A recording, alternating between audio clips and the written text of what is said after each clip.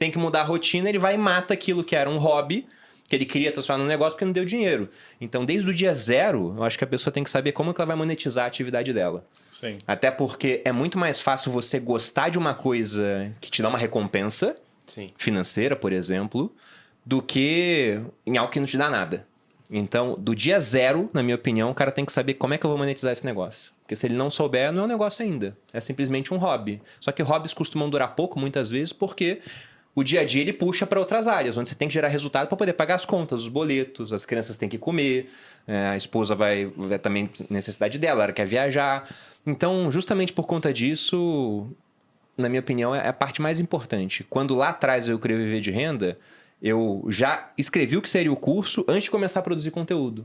E aí, quando eu comecei a produzir conteúdo, eu falei, são 30 dias que eu vou produzir conteúdo para poder vender a primeira turma do curso. E aí foram 50 vendas, deu uns 27 mil reais na época. Acho que foi mais ou menos isso.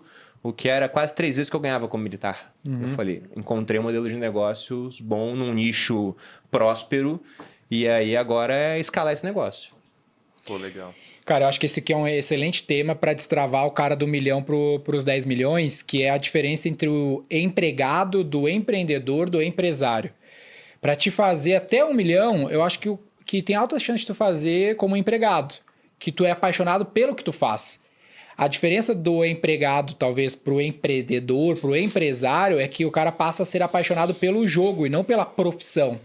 Para ti ser um bom empregado, muito bem remunerado, tu precisa ser muito apaixonado pelo que tu faz, porque é isso que é a tua fonte de geração de valor. Agora, a diferença do empresário, do empreendedor, eu gosto mais do empresário, porque eu acho que o empregado pode ser um empreendedor, mas não um empresário, é que ele gosta do jogo do capitalismo, da alocação de capital e de vencer. Né? A gente gosta de jogar jogos que a gente vence. Não sei que tipo de atividade vocês fazem, jogos que vocês jogam, mas a gente gosta do jogo que a gente ganha. Se tu pega lá e vai jogar FIFA e eu nunca ganho, tu não vai ficar jogando, tu desanima. Agora se tu vê, caralho, eu sou bom nesse negócio aqui, aí tu vai se animando, vai querer jogar mais. Então a gente é apaixonado por vencer. Então o Jorge Paulo Lemann não bebe, não come o Burger King, é um baita atleta, não come nada no lixo, o cara é dono do Burger King, dono da maior cervejaria do mundo, porque ele não é apaixonado por fazer cerveja. Até ele fala no livro lá do Sonho Grande que ele faz muitos aportes em negócios que eles não manjam nada. Eles contam, né, que um dos primeiros business que eles aportaram 3G era o business de trem. Deve saber a empresa que eles compraram de trem, sabe? Que é do Brasil. Uma empresa brasileira de transporte, como é que chama? Ferroviário. E aí eles mandam um executivo lá, deles de confiança, e o cara fala, cara, mano, não manjo nada desse setor. Falou, cara, fica lá 1 ano, não mexe no core, que tu vai entender e vai nos fundamentos. Né? E hoje em dia, no mundo de AI e tudo mais, eu sempre falo pra galera assim, o que eu devo estudar? Eu falo, cara, estuda finanças, porque desde a época das pirâmides, DRE é basicamente o mesmo, isso não vai mudar. Né? Então, se tu souber finanças, DRE, tu vai ser um alocador de capital, né? Tu vai pegar capital por um preço, alocar e trazer um upside e ficar com uma fração disso. Então, esse é o jogo do empresário. Agora, cara, tu pode ser um corretor imobiliário, que tu ganha 1 milhão, dificilmente 10. Para te ganhar 10, tu vai ter que ser muito brabo ou virar um empresário. Que aí é você administrar capital, alocar esse capital, e às vezes não vai ser mas eu adoro imobiliário, adoro vender casa. Não é isso que vai te fazer ser um bom empresário, é você adorar o jogo, né? Sim. Então o jogo é vencer, marcar pontos. Não é entrar na quadra necessariamente ali e chutar a bola pro gol, sabe? Esse não é o jogo que a gente joga. Até pegando o gancho que o Denner deu, lá no livro Sonho Grande, quando eles falam da parte da compra da Brahma, eles não tinham estruturado muito, assim, pensando, vamos comprar uma cervejaria que parece ser um bom negócio. O palpite do Lehman, se eu não me engano, foi ele que idealizou o negócio, cara, o homem mais rico da Venezuela vende cerveja, o mais rico da Argentina vende cerveja. Não deve ser um mau negócio. Então, eles simplesmente não quiseram ser a primeira marca. Vamos criar uma bebida nova. Não, eles viram, onde é que o pessoal ganha dinheiro? Pô, cerveja dá dinheiro? Então vamos agora ter uma cervejaria. Altamente provável. E aí tem outro ponto também que eu fui até pesquisar aqui o nome do cara, eu tinha esquecido, mas recentemente eu li um livro chamado A Álgebra da Felicidade, do Scott Galloway, que é um americano, ele fala de finanças também, tem uma newsletter bem bacana, e ele fala que o pior conselho que você pode dar para alguém é faça o que você ama. Ele fala que um conselho bom é faça aquilo que você é bom, até porque se você é bom, vai ser mais fácil você passar aquele negócio. Sim. Então, simplesmente achar o que você ama não é suficiente. Tem gente que ama futebol, cara, mas você não vai ser o Neymar. Ou você pega até os jogadores profissionais, a maioria ganha mal, cara. É um ou outro que realmente desponta e leva os salários médios lá pra cima, mas boa parte dos jogadores não ganham bem. E além do que, eles correm um risco muito grande, né? Você pode ter um cara que é muito bom, uma baita de uma promessa, e se lesiona, nunca mais volta a jogar como jogava antes. Isso é muito... Então, você pode amar futebol, talvez você seja bom, mas mesmo assim, talvez não seja o melhor emprego para aquilo que você quer. Você tem que escolher uma área realmente que você observa onde, poxa, muita gente tem sucesso. Tem, então acho que é uma área mais interessante. Por isso que eu gosto da internet, cara. Porque se você vai pra internet e tenta e não dá certo, você perde geralmente muito pouco. Agora, se você dá certo, talvez você mude de vida, radicalmente, como foi o meu caso. Porque o meu primeiro milhão, cara, veio quando a empresa tinha 3 pessoas trabalhando nela. E aí depois começou a vir mais e mais. Eu demorei, se eu pego desde que eu me formei na Academia Militar, 7 anos para chegar no primeiro milhão. Antes da internet, isso. E aí em 7 meses eu cheguei no segundo. E depois veio o terceiro, o quarto... Então, acho que dentro do pessoal que está pensando em empreender hoje ou que já empreende, tirar essas amarras de local, você poder estar num ambiente onde você pode pegar o cliente, cara, de qualquer lugar do Brasil, ou até do mundo, né? Porque a gente pensa muito em Brasil, o mérito dos americanos é que eles já criam uma empresa pensando em dominar o mundo. Foi aquilo, não sei se você estava no episódio ou antes, que a gente falou de sonhar pequeno ou grande dá o mesmo trabalho, né? O que é que falou? Pô, na minha opinião, dá menos trabalho. Acho que depende, cara. Porque algumas provocações realmente mudam a maneira como você raciocina. Sim. Até o Grupo Primo, e eu conto essa história nos eventos que a gente faz aqui para empreendedores, né? Ele veio de uma provocação assim. Então, o Thiago, ele estava uma vez tomando um café comigo e disse, cara, eu fiz um lançamento muito grande. Aí eu fui lá falar com o Benchimol. O Benchimol falou, beleza, parabéns. Como é que multiplica isso por 10? Ele falou, puta, não dá para fazer por 10 sozinho. Tem que chamar outras pessoas. Assim surgiu o Grupo Primo. Porrada. E aí, quando ele me falou isso, na próxima reunião que a gente teve de liderança, a gente tinha um faturamento na época de uns 100 milhões. Eu falei, tá, cortei toda a liderança, acabamos com a pauta. Falei, ó, esquece tudo, como é que a gente faz para faturar 1 bi? Para multiplicar isso aqui por 10. E as primeiras ideias que vêm vamos continuar fazendo o que a gente já faz, só que maior. Alguém falou, vamos vender Finclass, tinha que vender 1 milhão de assinaturas da Finclass. Não ia rolar, entendeu? Aí o pessoal começa a ter umas ideias novas e fala, cara, e se a gente fizesse tal coisa? E se a gente criasse uma gestora, por exemplo? E se a gente começasse a tomar conta do dinheiro do cliente? E aí vieram várias ideias para que a gente realmente se tornasse o que a gente é hoje. Então essas provocações, elas são muito boas, cara. Te obrigarem a pensar grande. A pergunta do sonho grande, ela é boa. Às vezes o cara pensa assim, pô, mas eu nem quero fazer um negócio global. Mas não é necessariamente para fazer. Sim. Se o mercado é grande demais, que tu consegue enxergar bilhões e bilhões... Isso é um sinal de uma probabilidade alta de tu fazer 10 milhões. Sim. Agora, se tu fizer esse exercício e falar, cara, é impossível. Então, pô, sinal ruim de avaliação de mercado. Pô, eu quero uma imobiliária na minha cidade. Tem como fazer 1 bilhão? Cara, é impossível. Tu vender todas as casas que não estão nem à venda aqui na cidade. Pô, então vai ser difícil fazer 10, cara. Porque o mercado é pequeno. Se você for uma formiga no mercado e ainda for grande pra caramba, quer dizer que tu pode errar muito e ainda fazer um negócio grande. Esse é um negócio bom, de fato. Até uma comparação que o pessoal faz que eu acho muito injusta, né? Falar, o empreendedor é tipo um atleta. Na verdade, o atleta é muito pior, porque o vencedor leva tudo e sobra muito pouco para os outros. Se o cara é o 4º homem mais rápido do mundo... Já era. Ninguém sabe o nome desse cara. Ninguém sabe o nome desse cara. Ninguém sabe, cara. Pois é, o pessoal sabe o primeiro. O segundo já fica muito menor, o terceiro e o quarto não aparecem. Agora, se você é o 4º de um nicho, qualquer nicho aqui no Brasil... Você tá muito bem, cara. Qualquer nicho. Se você é o 50º do nicho dos empréstimos, você tá muito bem, cara. Porque o brasileiro pega empréstimo pra caramba. Não, se você é o 15º maior banco do Brasil, você já tá, tipo assim, cara, você exatamente. Tá tranquilaço. Então, uma coisa boa do mundo empreendedorismo é que você não precisa estar no pódio dos 3 maiores pra se dar muito bem na vida. Tem uma palavra que define muito nós latinos, que me preocupa, que é o passional. Tipo, tu começou a pergunta com, pô, vocês acham que o propósito importa? Esse tema conecta muito com o latino, com o brasileiro. O cara adora esse papo de... Se a gente desse essa resposta, ia ser até melhor pro engajamento aqui do conteúdo, porque parece que a galera ama o negócio passional, a gente vai se amar, a gente é família. Eu odeio quando vai num evento, assim, o cara fala assim, é que eu tenho um propósito de ajudar as pessoas. Cara, e a pergunta tua era, vocês começaram pela grana ou pelo propósito? Eu vou responder por mim. Grana. Queria fazer um negócio grande, ganhar um monte de dinheiro, e aí eu fazia as paradas que eu queria fazer, cara. Aí você vai achar no meio do caminho um propósito pra tudo aquilo. Ou não, velho. O propósito é sustentar meu filho, né? Sustentar o teu, entendeu? Essa é a realidade. Mas eu preciso ajudar o teu. para ganhar o meu dinheiro para sustentar o meu. Sim, eu acho que eu entendo que é um pouco de fases, assim. Eu entendo, por exemplo, o Ray Dalio tá no momento de give back da vida dele, de não, agora eu faço livros, palestras gratuitas, cursos não é gratuitos, business. não sei não o quê. É business. Não, mas eu entendo que ele já passou por toda a jornada. O problema é quando tu business. mistura a filantropia com o negócio. Isso, mas eu acho que no começo, se você ir nessa pegada da filantropia logo no começo... Esquece. Aí ferrou, cara. Então monta uma ONG aí, fica quietinho, entendeu? Eu até acho que às vezes a galera não sai da inércia porque fica um pouco nessa cabeça de não é adulto mesmo, sabe? Tipo assim, cara, é isso que você falou. Tipo assim, cara, o que você é bom pra fazer, pra você potencializar isso? Cara, o que eu gostava de fazer quando eu entrei na área do audiovisual? Eu gostava de dirigir e gravar. Eu era horrível gravando e dirigindo eu era bom, só que não tinha oportunidade. Mas o que eu era bom? Editando. Basicamente isso. Editar eu era rápido para fazer o negócio. Foi assim que eu consegui chegar onde eu cheguei. Gosto de editar? Eu não gosto de editar. Não gosto. Acho um saco ficar sentado. Eu tenho um TDAH maluco que eu não consigo ficar sentado na cadeira. Eu tinha que ficar 10 horas concentrado no negócio. Era muito difícil para mim, cara. Sim. Só que eu era adulto, tinha que pagar a conta, então vamos ficar sentado. É o que vocês fizeram. Provavelmente metade das coisas... O Denner postou um Reels...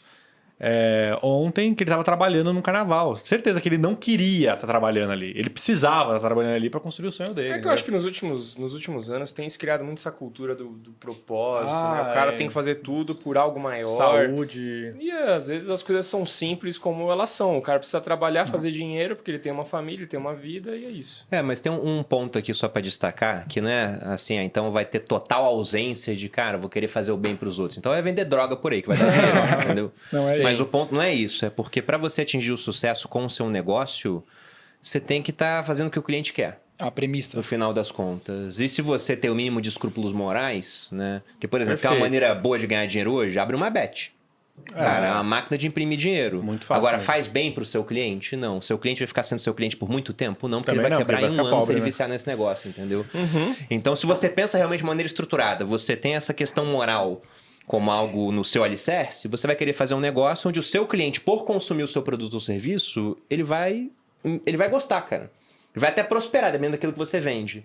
Então, você auxilia as empresas a conseguirem mais clientes. Pô, o cara vai gostar disso, vai continuar cliente dele, a empresa dele vai crescer e vai continuar pagando mais para conseguir cada vez mais clientes. Total. A mesma coisa com a gente, que a gente quer a prosperidade do nosso cliente que está com dinheiro aqui no grupo. Então, quanto mais próximo esse cara for, mais próspero nós seremos. E lá atrás, quando eu estava definindo o que eu iria fazer na internet, porque pouca gente sabe disso, né? Só quem acompanha a Malu e eu há mais tempo, mas eu pensei, quando a Malu começou a crescer muito em Instagram, em virar nutricionista, para atender uma demanda de pessoas que falavam, cara, você é nutricionista? A Malu falava, não, que as pessoas queriam passar com ela. Eu falei, vou fazer nutrição para pegar essa demanda. E aí, em 5 minutos, ela me dissuadiu. Falou, você tá maluco, né? Uma ideia burra da sua parte, fica em finanças, etc. Que maravilha, né? Ela foi bem, assim, do jeitinho dela, digamos. Sutil como uma pedrada na vidraça.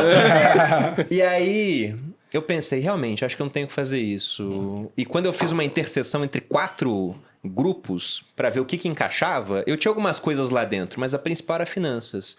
Eu comecei a pensar, olha, primeira coisa, o que eu gosto de fazer? Então, isso tem que fazer o que você ama? Eu acho que é mais interessante, mas não necessariamente. Então, eu botei lá no círculo tudo que eu gostava de fazer. O que eu sou bom? Aí, outra interseção. Né? Já tem uma interseção entre esses 2 grupos. Aí, eu sou bom em finanças, eu falo bem, né? Tenho tais características. O que dá dinheiro? Era um terceiro grupo. E o último era o que as pessoas me pagariam para fazer. Porque nem sempre o que dá dinheiro vai dar dinheiro para você. Então, você pode gostar de futebol, você pode ser bom em futebol até, aquilo dá dinheiro, mas vai dar dinheiro para você? Cara, você tá com 30 anos, você não tem como mais jogar futebol.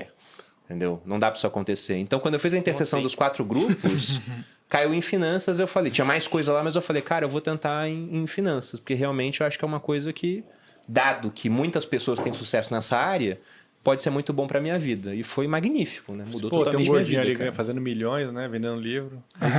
Mas isso que tu falou é bom para um planejamento estratégico, porque eu fiz um exercício semelhante lá no 3º, 4º ano da empresa. A gente fazia, por exemplo, conteúdo para os clientes. E aí, nesse exato exercício aqui que o Perini ilustrou, a gente fez esse mesmo exercício, a gente olhou assim, a gente vai ser o melhor do mundo em produção de conteúdo? Eu falei, cara, não dá para ser o melhor do mundo, vou perder para Hollywood sempre.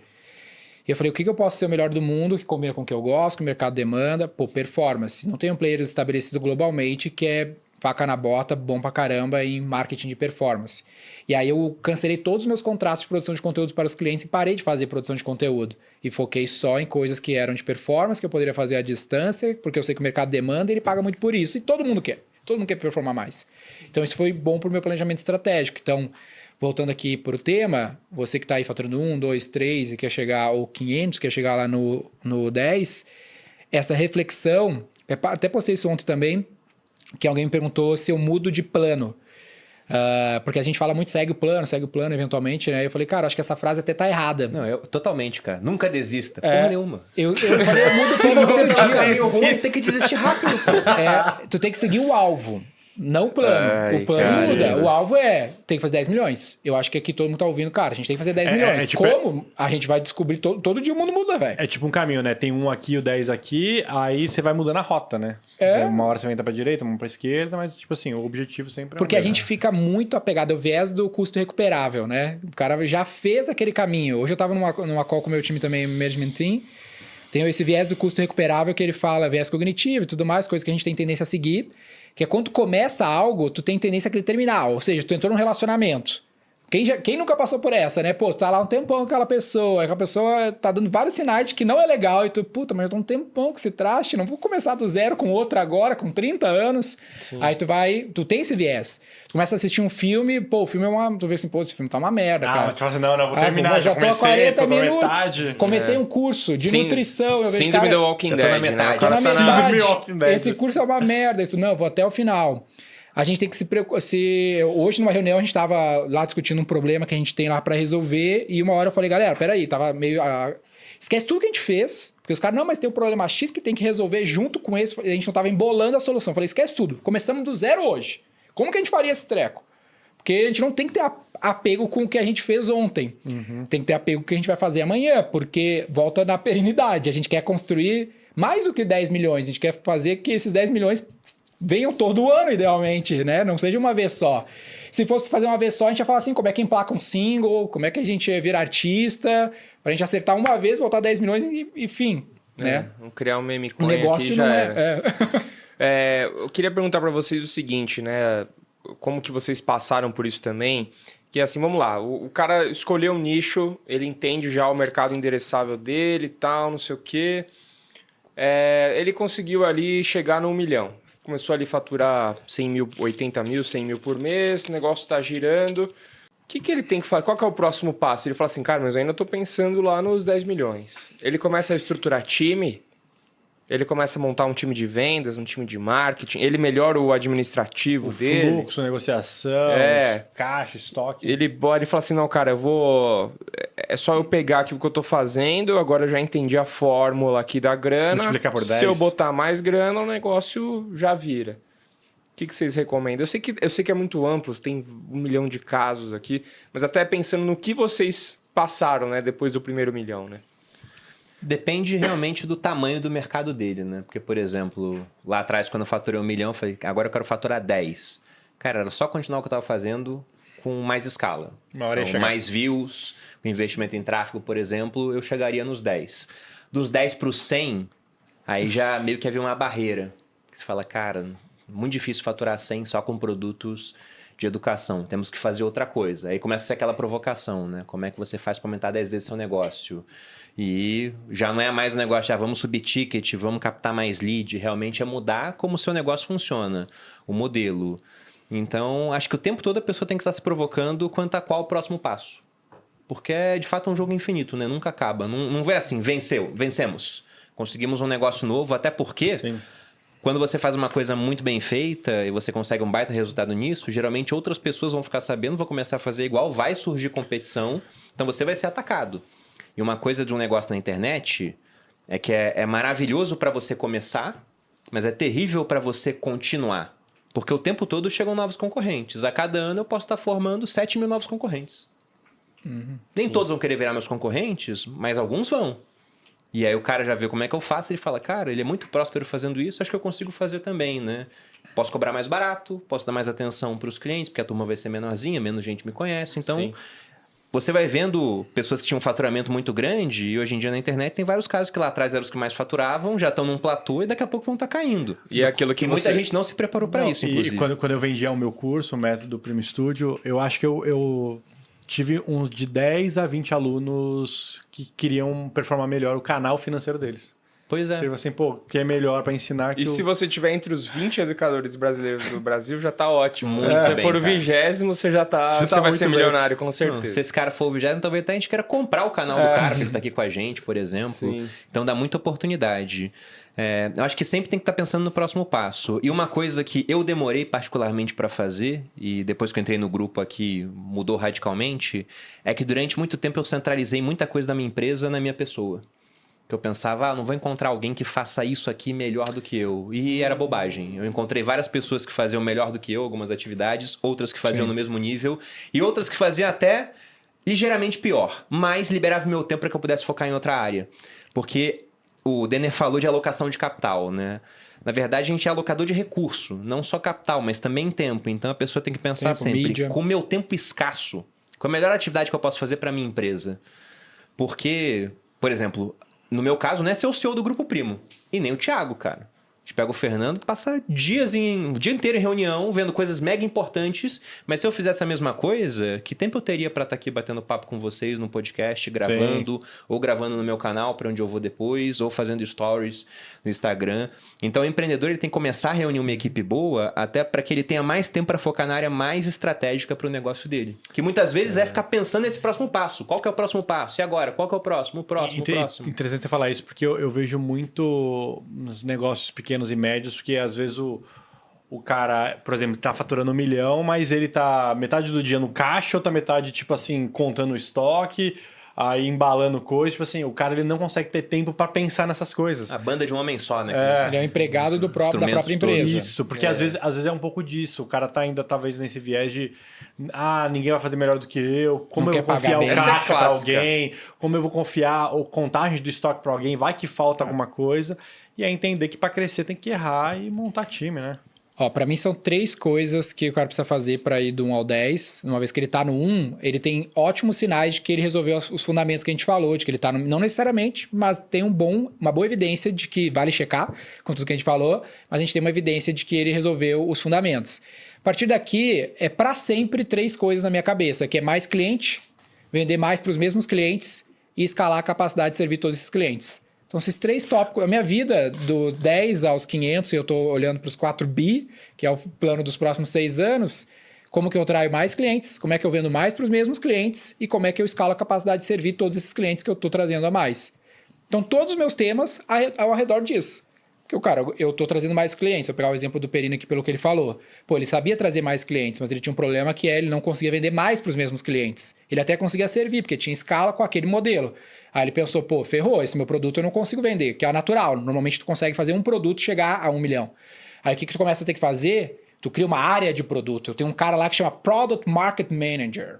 O gestor de marketing de produto. Ele só fica criando produto 24 horas por dia com um time de 40 pessoas. Pensando que produto eu vendo, faço agora, compro, desenvolvo. Então o Perini, jogando aqui o teu caso, fazendo o React, ele olhou junto com o grupo e, pô, vamos entrar no business de gestão do recurso. Não sei se vocês chamam assim lá na Portfel. Por quê? Pô, eu vou conseguir pegar esse cara que aprendeu comigo uma vez, é o meu caso, e eu vou lá e dou meu dinheiro para a Portfel gerir, que é exatamente o meu caso. Então agora ele vai estar todos os dias comigo para sempre, porque eu vou para sempre precisar gerir recurso. Só que ele vai ter um terceiro problema. Ele precisa ter gente para servir, porque ele não consegue me atender. Né? Ele precisa de gente para me atender lá, que é o meu consultor da Portfel. Aí ele tem que acertar no modelo de negócio, agora ele tem 3 pilares. Ele tem que sair daqui e gravar um vídeo para atrair mais cliente, para que esse cara vire um aluno dele, que ele bote o recurso na Portfel, que assim ele vai vender sempre para esse cara. Em paralelo, alguém tem que estar captando novos assessores na Portfel, porque precisa servir esses caras todos, e agora tem esse... Ou ele inventar jeitos mais escaláveis de servir essas pessoas. Então, todo momento, eu estou pensando nessas 3 coisas. E aí tu tem mil maneiras de como fazer isso, né? Que a gente só falou os nossos exemplos. Tipo, o cara tem que ter talvez uma carteira melhor de recorrência nas vendas dele. Um time de... não sei como o nome, não é follow-up, é tipo um time para... Farmer. Para reativar um cliente que já comprou alguma coisa. É um time de vendas mesmo. É tipo assim, vamos supor, eu todo mês eu vou lá e compro 30 garrafas da Lindóia lá. Só que teve um mês que eu não comprei. Isso. Eu não tenho certeza se a Lindóia vai me ligar e perguntar se tá tudo bem. Pô, você morreu, você não vai beber mais água. Deveria. Tipo, que ponto que você chega aonde você tem que ter um time para cuidar dos clientes que você já tem? Quando tu tem muitos clientes, então, cara, do 0 a 1, 2, 3, dependendo do modelo de negócio, tu tem time para trazer novo cliente. Então, o caso aqui do Perini de novo, pô, ele não tinha gente para vender para os clientes dele, porque ele não tinha cliente. Então, o primeiro passo era, cara, precisa ter cliente. Aí, em dado momento, ele deparou assim, cara, eu tenho um monte de gente que já foi meu aluno. Quantas pessoas já foram teu aluno? Agora tá chegando em 45 mil. 45 mil que já compraram, pagaram, mas tem uma galera que seguiu ele que é um consumidor que ainda não monetizou, não pagou nada. Se fosse botar isso na conta, aí vai para casa dos milhões. Beleza, 45 mil. Aí ele olha para isso aqui e fala, cara, mas eu não tô vendendo nada para esses caras a mais. Não tem, e eles têm outros casos de consumo, essa palavra-chave em marketing de produto. Pô, tem outros casos de consumo. Esse cara investe, esse cara pega empréstimo, esse cara faz um monte de coisa no universo do problema finanças. Aí fala, pô, quem sabe eu compro uma empresa, literal, compro uma empresa. Inclusive, a McKinsey tem uma pesquisa que uma das atividades que a empresa pode fazer com maior ROIC, maior retorno sobre o capital investido, é comprar produto. Comprar produto para revender, né? E comprar uma empresa para ampliar portfólio, que foi exatamente o que foi feito aqui. Porque, aí eu julgando aqui, mais uma vez, não sei os bastidores.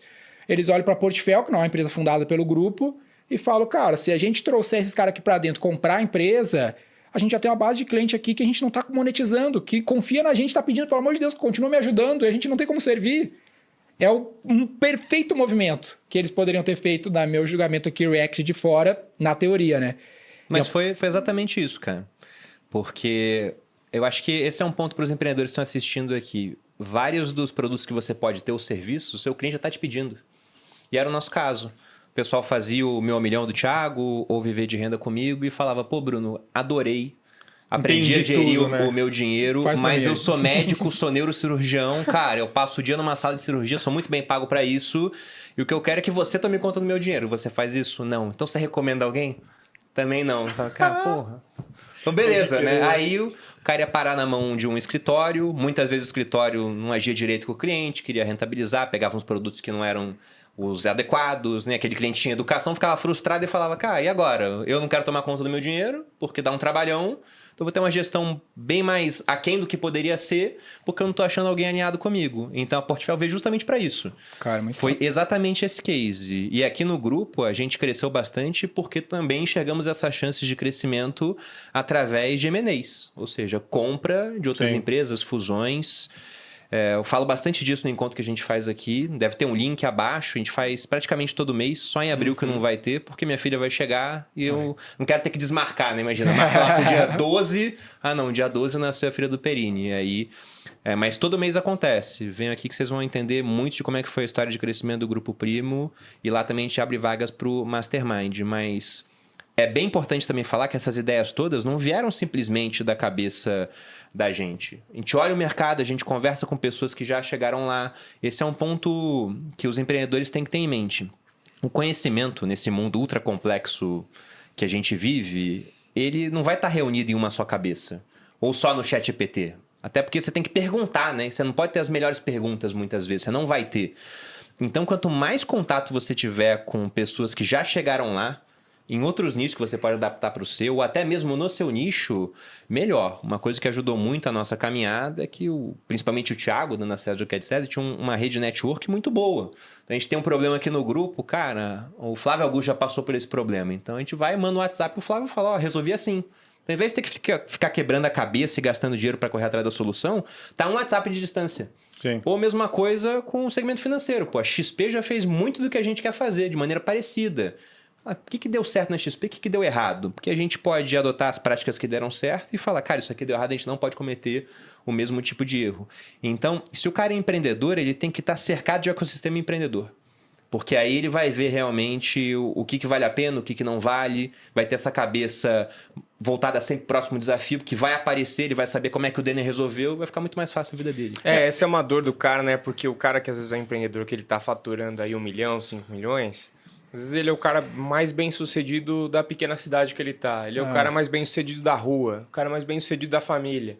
Então ele se sente solitário, ele não consegue se encaixar, né? Ele não consegue achar esse ambiente de crescimento, de todo mundo tá no mesmo barco ali, né? Total, o Daniel ele contou uma história. Como que foi mesmo o salto da Army? Eles foram de quanto para quanto? De 3 para 30 milhões de faturamento. Os caras foram de 3 milhões para 30, porque os caras provavelmente não tinham uma visão de como escalar o negócio, com a ajuda para 30. Cara, Sabe quando que foi isso? Quando botaram minha foto na loja deles. Mas é tipo assim, cara, Colou. se eu sou do segmento de roupa e tudo mais, sei lá, eu ia literalmente comprar qualquer coisa do Daniel para ter acesso. Ela falou assim, galera, tem um segmento de roupa semelhante à Army. Como que você fez para eles chegarem de 3 para 30, cara? É possível chegar no meu modelo de negócio? Porque é fazer basicamente o que você fez. Às vezes o cara fala assim, pô, mas eu não tenho o WhatsApp do Flávio Augusto. Beleza, mas às vezes você consegue comprar uma mentoria do Flávio Augusto e fazer uma pergunta para ele. Às vezes você consegue contratar uma empresa que faz esse tipo de serviço e fazer as perguntas. Pô, eu vi aqui que você atende essa marca. Cara, a minha marca é basicamente essa, só que menor, só que, eu quero chegar no X dígitos. É possível do meu modelo de negócio? O mais difícil nessa fase, quando o cara já tem um resultado relevante, até que o Lucão falou sobre o cara tá lá sozinho na cidade pequena, é o cara desapegar. Essa é uma decisão interessante do que é o cara do investimento, que é tipo assim, cara, o cara tá ganhando 30 mil, 50 mil, um negócio pequeno tá dando 30, 20 mil reais por mês para ele, que é dinheiro pra caramba no Brasil. Aí esse cara, velho, ele tem que abrir mão de 20. E aí ele fala assim, puta, vou abrir mão de 20 para quem sabe ganhar 200. Aí a maior parte dos empreendedores, eles não abrem mão dos 20 agora para quem sabe ganhar 300, 200, 2 milhões, 3 milhões amanhã. Essa é uma decisão complexa pro cara tomar, né? Porque ele vai ter que apostar no incerto. Exato. E abrir mão do curto prazo para quem sabe ganhar no longo prazo. E pagar 20 pau numa mentoria que é nada, né? Dentro do que o cara ganha 30, ele vai pagar 20 mil... né, que é uma fração do que ele ganha ali, num negócio pequeno, a maior parte não vai abrir mão. Ele vai preferir viver a vida dele com 30 mil e torcer para não dar merda, para ele continuar ganhando 30. Só que, cara, a má notícia vai dar merda. Porque tu é muito pequeno, tu é muito frágil. A chance de tu sobreviver à pressão do mercado, de inflação, de competição, é muito baixa. Eu vejo muito, até mesmo com parte de criação de conteúdo e tudo mais, a gente consegue inovar muito, cresce muito, porque a gente conhece o mercado. E a gente conversa o tempo todo com o mercado, a gente vê as inovações, vê o que está mudando o ponteiro. Um cara acerta ali, a gente já tem uma galera estudando e tudo mais e consegue ter esse diferencial. Quando você é muito pequeno, fechado, você não sabe. Quando você vai ver, a onda já veio, já te levou. Pega o Mr. Beast. Tendência, cara, a tendência já tá acabando às vezes, né? Sim, cara, tem uma nova surgindo. O Mr. Beast lá, que é mais da área de vocês, que ele saiu no podcast dele, que ele falou que tem menos de $1 milhão na conta dele, né? Que é um cara que teoricamente vale $5 bilhões, o maior youtuber do mundo. E parte do que ele falou ali, que eu admiro demais, ele falou, cara, eu boto tudo no negócio, velho. Eu quero fazer a parada maior. E se tu vê, assim, a ciência por trás do que ele faz, tecnicamente não tem segredo. Cara, ele faz super produções que ninguém tá disposto a fazer. Ele é um Silvio Santos turbinado, né, cara? O Silvio Santos total. Um milhão. É o Silvio Santos turbinado. Agora, quem tá disposto a abrir mão no curto prazo para quem sabe ganhar no longo prazo? Aí é foda, os vieses vão segurar o cara, né? Não, e não tem realmente, não dá para saber qual é a decisão correta. Porque pode ser que ele fizesse um investimento e não desse nada, ou ele pode fazer um investimento e mudar a vida. Então, em caso específico, não tem como saber. Mas de maneira geral, eu enxergo da seguinte maneira. Cara, vai custar 20 mil. Então a pior hipótese é você perder aqueles 20 mil de investimento. Essa é a pior hipótese. Do chão não passa. Agora, numa hipótese boa, você pode ter alavanca para desbloquear muito valor no seu negócio. Então, negócios principalmente como o nosso, como o da V4, de vários clientes do Denner, são negócios que às vezes você mudando um negocinho, você consegue desbloquear um 0 a mais de faturamento ali. Vai do 1 milhão pro 10. Você descobriu uma coisa nova. Então, para esse tipo de negócio, vale muito a pena você estar imerso nesse ecossistema, entrando em diferentes grupos, tendo contato, tomando café com um monte de gente, entrando em mastermind, pagando mentoria. Porque se alguma coisa, você pegou um detalhe, cara, isso muda o seu negócio. Tem uma coisa... Pode não, falar. Só assim, ó, para não ficar sem uma resposta objetiva para a galera, que eu vou dizer como eu faço tecnicamente, eu vejo, teoricamente, esse ser o melhor jeito. Tu não vai saber qual aposta vai dar certo, mas... cientificamente, empresas que testam mais crescem mais, há uma correlação. Então, quanto mais testes você conseguir executar, a probabilidade de você crescer, cruzando vários dados, né, de volumes de empresas que testam mais versus testam menos, é maior. E a gente consegue aqui, talvez até praxeologicamente, deduzir que, cara, se eu testar mais, a chance de eu achar mais resposta do que o cara que testa menos é altamente provável. Então, separe uma verba de P&D. Tá? O Brasil é um país muito ruim da cultura de pesquisa e desenvolvimento, né? Que é mais natural em outros mercados. Então, cara, P&D, vou pegar, vamos dizer assim, que eu ganho, sobra 30 mil no mês para minha empresa.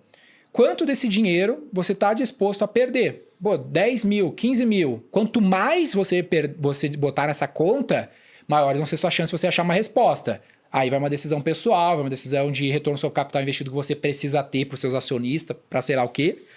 Quanto mais você colocar, maiores vão ser as chances. Aí você fala, cara, beleza, vou botar 15 mil, 10 mil. Escolha o seu número, sabendo que quanto mais você apostar, melhor vai ser. E aí você vai ter a grana para perder. Então vai ser 10 mil, vai ficar com 20 mil, vai ser 10 mil. Então é 10 mil todo mês para perder. Daí todo mês você vai fazer 10 mil. Cara, um ano, tu investiu 120 mil em novas coisas, novos testes. Cara, pagou 10 mil para ter uma mentoria com não sei quem, 10 mil tu testou no Instagram, 10 mil tu testou no TikTok, 20 mil tu testou um vídeo, 50 mil tu meteu o louco, sei lá, comprou um negócio e tentou. Não é possível que em 2 anos você não tenha conseguido achar algo que dá sinais de que vai mudar o teu jogo. Sim. Se não der, tu perdeu só o que tu tinha disposto a perder. O que acontece na prática? Tu vai achar novas respostas e o teu estado de 30 mil, que 10 estavam sendo para P&D, vai virar 100 mil. E aí tu tem que seguir o plano, né? Seguir o processo, seguir o método, não o plano, né? Você vai botar 30 mil agora. Né? Vai botar uma parcela daquilo lá em pesquisa e desenvolvimento, que é o que a indústria farmacêutica faz. Isso é o método científico que eu trago no meu livro aplicado ao marketing. Então eu estou sempre testando. E aí eu sempre vou achando uma resposta que ninguém encontrou. E aí tu vai seguindo esse ciclo para sempre, é assim que a ciência evolui o mundo. Então você precisa ser esse gestor que usa esse método para evoluir o seu negócio. Senão você vira um empregado altamente bem remunerado que toma 100% do resultado da empresa, entendeu? Cara, foi um pouco, acho que nessa ótica que o Thiago ele pensou nos planejadores financeiros. Começou com a ideia e colocou umas 3 pessoas para trabalharem, a área para tocar, foi dando prejuízo nos primeiros meses e tipo assim, cara, é isso. Tava disposto a perder esses 3 funcionários dedicados a isso, olhando isso para fazer isso. É isso. A tese do mercado, todo mundo tá fazendo, quem tá fazendo tá dando certo, esses displays são relevantes, pô, vamos plugando aqui nessa instituição, bora vender. Deu certo. É um pouco disso mesmo. Quem se expõe mais aumenta a chance de achar uma resposta que ninguém achou. A gente, na parte de criação de conteúdo, a gente testa mais, porque é mais barato testar, né? Porque, tipo assim, pô, é uma teoria, é um vídeo, é um Reels, é um negócio. Mas é basicamente isso que você falou. Dani, eu quero saber, dentro das pessoas que estão lá na consultoria da V4, que chegaram com 1 milhão e conseguiram números grandes, quais eram os maiores problemas, as maiores dúvidas e os maiores gaps dentro da empresa?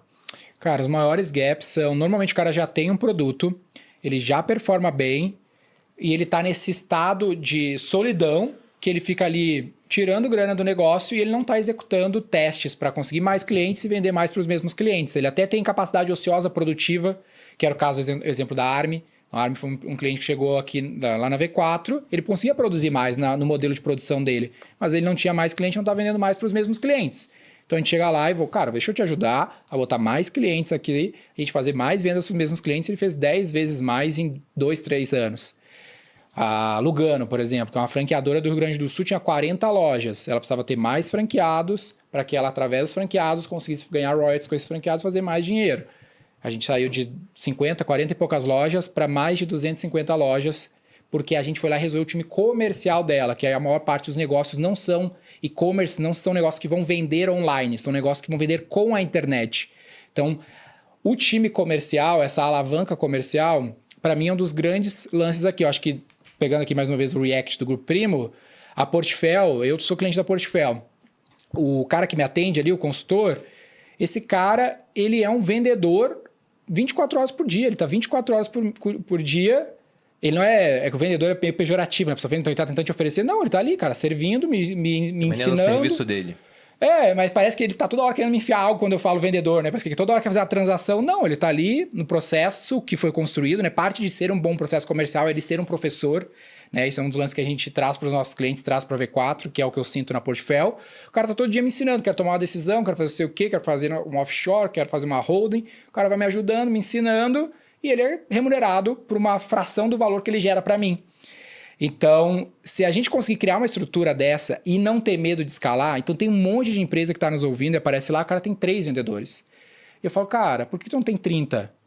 30, como é que eu vou ter 30? Cara, quanto custa 30 mil vendedores salário piso? Vai custar 40 mil reais? 50 mil reais, eventualmente, para te ter eles pagando o piso e o resto tudo remuneração variável? Pior cenário, tu perdeu 50 mil reais, né? Se tu botar um time de 10 vezes mais. Vamos falar de 2 vezes mais. Bota mais 3. Aí o cara, caramba, porra, podia botar mais 3 mesmo. Aí o cara não... Eu acho que falta, às vezes, uma referência. Como ele é o cara mais bem-sucedido da rua, ele olha, cara, mas 3, nem tem mais que 3. Sim, cara, mas tu já viu o teu maior concorrente? Sempre fala, abre o teu maior concorrente na bolsa, que tu consegue ver os dados. A V4 esse ano vai investir 45 milhões de reais em mídia. Quando o meu gestor de mídia fez o plano desse ano, a gente investiu 20, ano passado ele tinha feito um plano para investir 25, 30. Não chegava em 30. Eu falei, cara, é muito pouco, velho. Vamos fazer, eu fiz a conta, falei, 45, acho que dá. Ele, não é possível. 45, cara. O cara quase chorou. E eu abri lá o DRE da Wix, que é um vendedor de site. Gasta 500 milhões de dólares em marketing. Eu abri da HubSpot, 1 bilhão de dólares em marketing. Eu abri da Salesforce, 12 bilhões de dólares em marketing. Eu falei, cara, quando tu investir 100 milhões de dólares, tu ainda é nada. Então tem muito espaço, só que não tem a referência do cara realmente. Sim. E aí